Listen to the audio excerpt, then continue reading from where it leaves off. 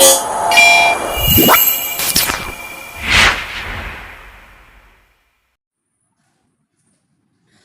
Students, स्वागत है आपका आपके अपने चैनल गौर एकेडमी में।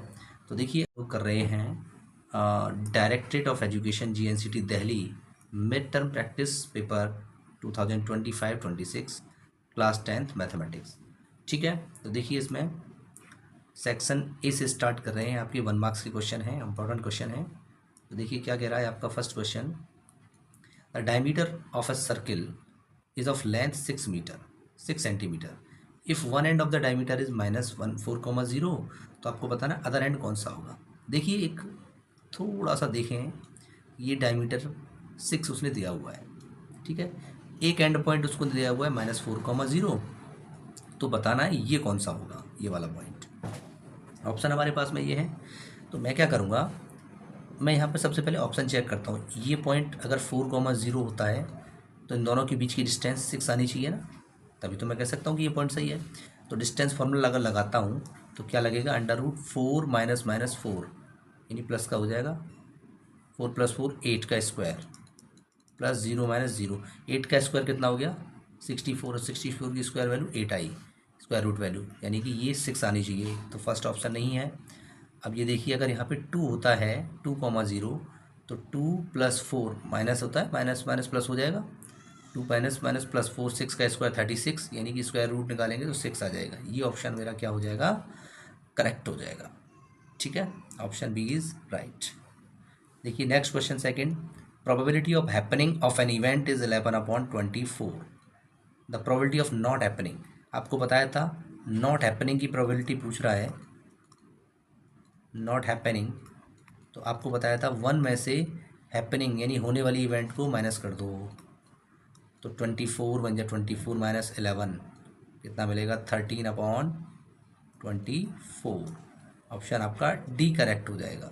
ठीक है, कॉमन डिफरेंस ऑफ AP -1 -1 -1, तो जाहिर सी बात है कॉमन डिफरेंस निकालना है, तो सेकंड टर्म में से माइनस कर दो फर्स्ट टर्म, क्या मिलेगा, -1 + 1 दैट इज 0। ऑप्शन आपका डी करेक्ट हो गया। ठीक है, देखिए फोर्थ क्वेश्चन क्या कह रहा है, value of cot 45/sin 30 + cos 60। तो देखिए cot 45 की वैल्यू 1 होती है, sin 30 की वैल्यू 1/2 होती है, cos 60 की वैल्यू भी 1/2 होती है। तो 1/1 1/2 1/2 1 हो जाएगा, यानी कि ये वैल्यू क्या हो गई 1। ऑप्शन ए करेक्ट हो जाएगा। ठीक है, नेक्स्ट देखिए fifth question, the relation between x and y so that the point XY is equidistance from this and this. देखिए हमें बताना है, रिलेशन बताना है कि उस पॉइंट की इससे और इससे डिस्टेंस क्या है, इक्वल है।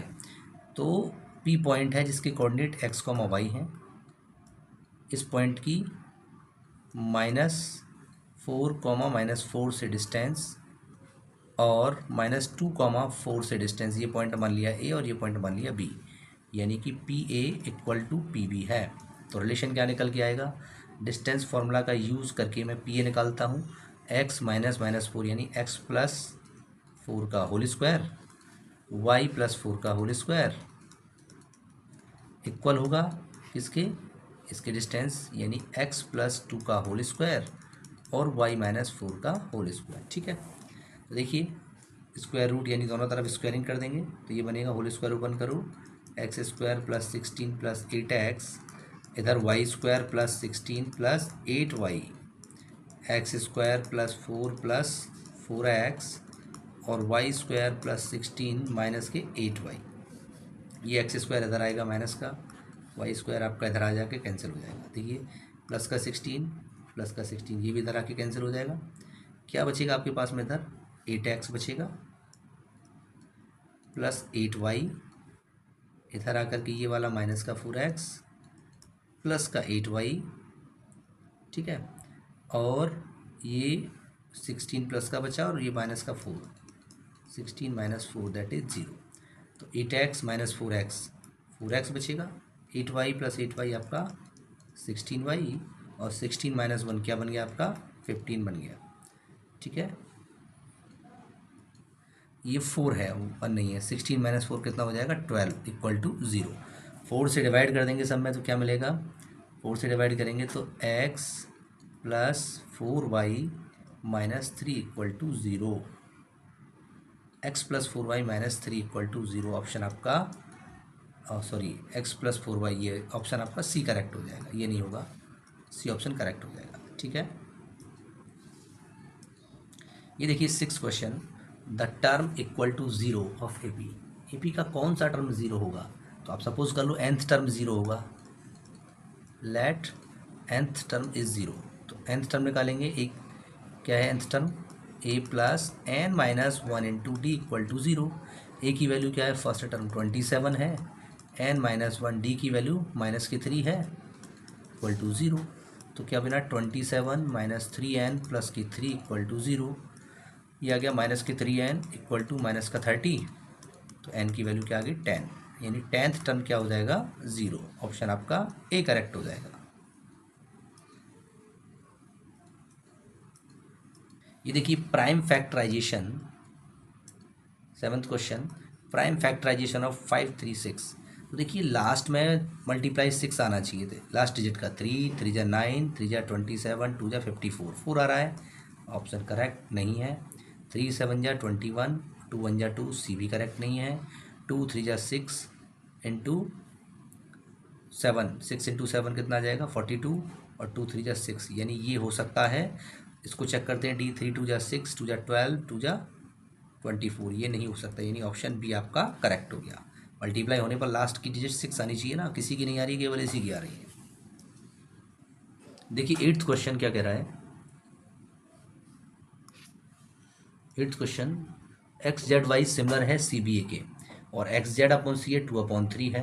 ठीक है, तो आपसे पूछ रहा है करस्पॉन्डिंग एल्टीट्यूड रेशियो में बताना है एल्टीट्यूड्स का from X and C to their opposite side.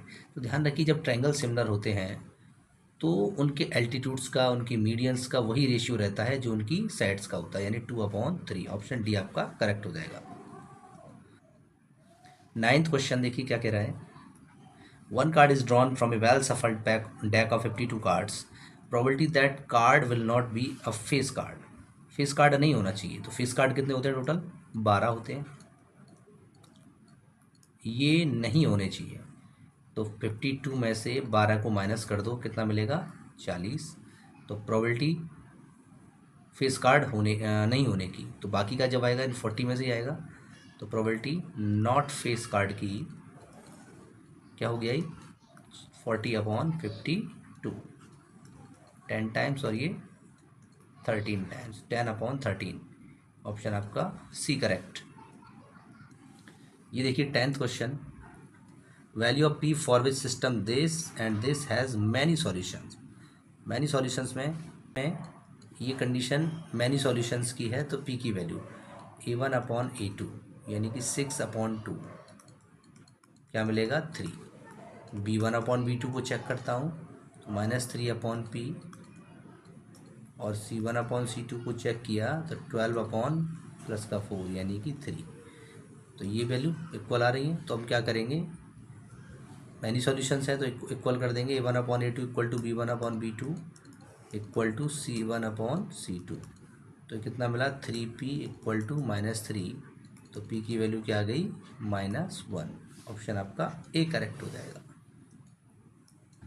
ये देखिए 11th क्वेश्चन क्या कह रहा है, the probability of choosing a vowel from the word में वोवेल को चूज़ करने की प्रोबेबिलिटी बतानी है। तो देखिए वोवेल कितने हैं, 1 2 3 4 5 6। ठीक है, ठीक है, तो यहाँ देखिए एक आई बी और है, ये रहा। तो टोटल लेटर कितने हैं 1 2 3 4 5 6 7। टोटल वोवेल कितने हैं 7, और टोटल लेटर कितने हैं, टोटल लेटर हैं आपके 7 और ये 8, 15।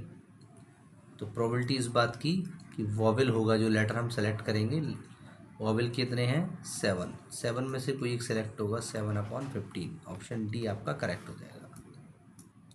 ये देखिए 12 क्वेश्चन है, मिड पॉइंट बताना है, इन दोनों पॉइंट्स को ज्वाइन करने दो। तो देखिए बता चुके हैं कि x1 plus x2 upon two y1 plus y2 upon two mid point के कोऑर्डिनेट फाइंड करते हैं। तो 6 माइनस 14 अपॉन टू और -3 प्लस 11 अपॉन टू कितना हो गया? 6 माइनस 14 माइनस का 8 अपॉन 4, 8 अपॉन टू 4 हो गया, और यह आ गया 11 माइनस 3 8 अपॉन टू 4। ये हमारे मिड पॉइंट के कोऑर्डिनेट हो गए। ठीक है, ये देखिए 13 क्वेश्चन, BAC एक ट्रायंगल है, दूसरा ट्रायंगल है DEF। ठीक, D 55 का है और A जो है 45 का है। तो आपको बताना है E की वैल्यू क्या होगी, ये वाला एंगल। तो देखिए BAC DEF ये सिमिलर हैं, तो उनके करस्पॉन्डिंग एंगल भी इक्वल होंगे, यानी कि ये 45 है तो ये भी 45 हो जाएगा। कितना हो जाएगा? 45।